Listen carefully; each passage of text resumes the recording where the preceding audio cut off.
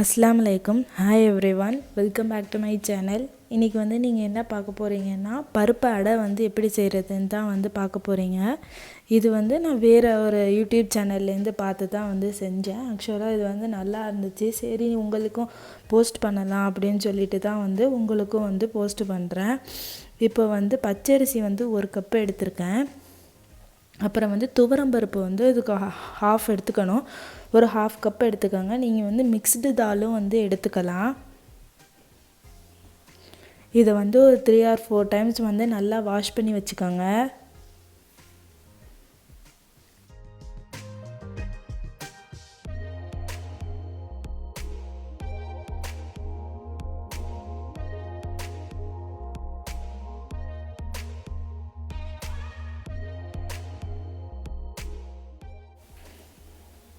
இப்போ நல்லா வாஷ் பண்ணியாச்சு. இதை ஒரு 8 hours நல்லா ஊற வச்சிடுறேன். நான் மார்னிங் ஊற வச்சு நைட்டு தோசை சுடுறதுக்காண்டி இந்த பேட்டரை ப்ரிப்பேர் பண்ணுறேன். நீங்கள் ஓவர் நைட் சோக் பண்ணி மார்னிங் ஃப்ரெஷ்ஷாகவும் அரைச்சி இதுண்டுக்கலாம்.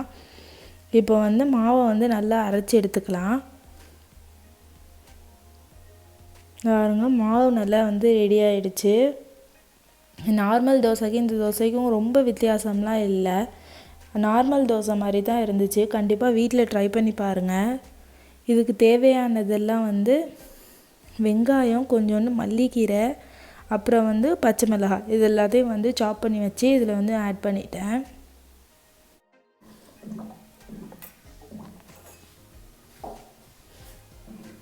இப்போ உப்பு கொஞ்சமாக ஆட் பண்ணுறேன். உங்களுக்கு தேவையான அளவுக்கு உப்பு ஆட் பண்ணிக்கோங்க.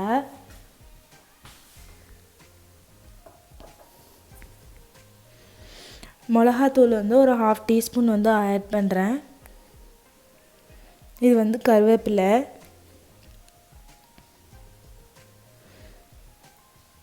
பெருங்காயத்தூள் கொஞ்சமாக ஆட் பண்ணிக்கோங்க. இதில் வாசம் நல்லா எடுத்து கொடுக்கும். இப்போ எல்லாத்தையும் நல்லா மிக்ஸ் பண்ணி விட்டுருங்க. இதை நீங்கள் புளிக்கெல்லாம் வைக்க தேவையில்லை. இது உடனே அடை தோசைங்கிறதுனால உடனே சுட்டுடலாம்.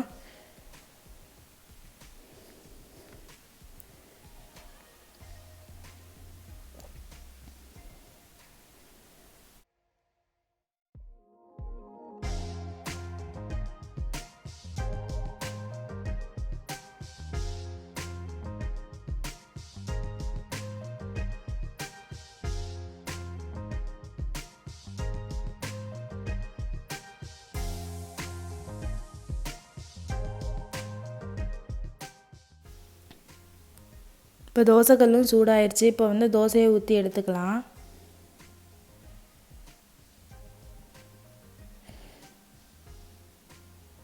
நீங்கள் வெங்காயம் எல்லாம் ரொம்ப இதாக சாப் பண்ணியிருந்தீங்கன்னா, ஸ்மால் சைஸில் சாப் பண்ணியிருந்தீங்கன்னா இன்னும் கொஞ்சம் தோசையை கொஞ்சம் இழுக்க வரும். நான் கொஞ்சம் பெருசாக இழுத்ததுனால அடை தோசைங்கிறதுனால இந்த சைஸுக்கு தான் நான் சுட்டேன். இது ரொம்ப நேரம் சுடணும் அப்படிங்கிறதுலாம் கிடையாது. நம்ம நார்மல் தோசை எப்படி வேகுமோ அதே மாதிரி தான் வேகும். இதில் கொஞ்சமாக நெய் விட்டுக்கோங்க.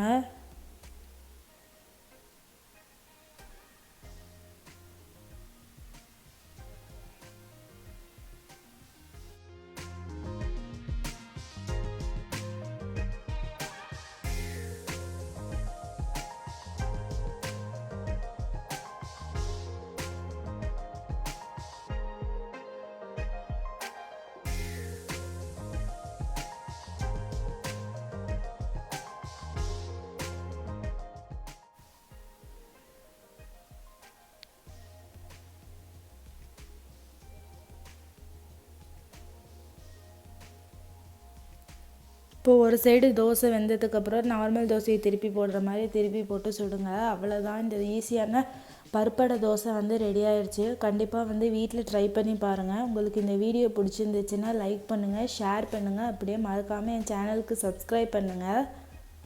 அப்படியே பக்கத்தில் இருக்கிற அந்த பெல் பட்டனே அமைக்கிருங்க. தேங்க்ஸ் ஃபார் வாட்சிங். பாய் எவ்ரிவன்.